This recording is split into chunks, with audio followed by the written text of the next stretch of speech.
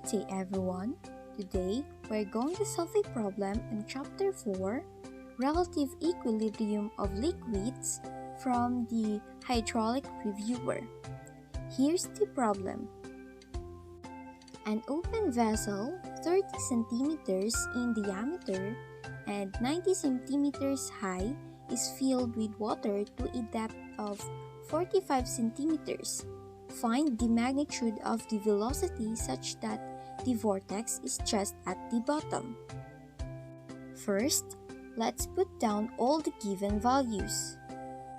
Diameter of the vessel 30 centimeters, height of the vessel 90 centimeters, height of the water 45 centimeters.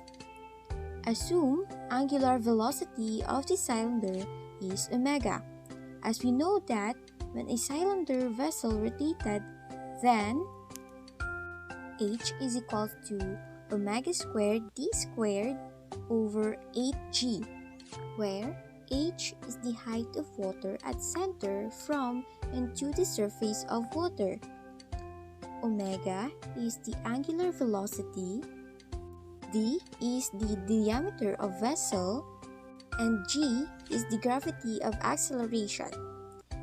Now, given that during the rotation of water at the center just reaches at the bottom, in this case, h is equals to 90 centimeter converted to meters, which is 0.9 meters, then substitute all values from previous formula. We have 28.01 rad per second angular velocity. This is for today's problems. We hope you learned something from us and kindly see our next videos for more information. Thank you.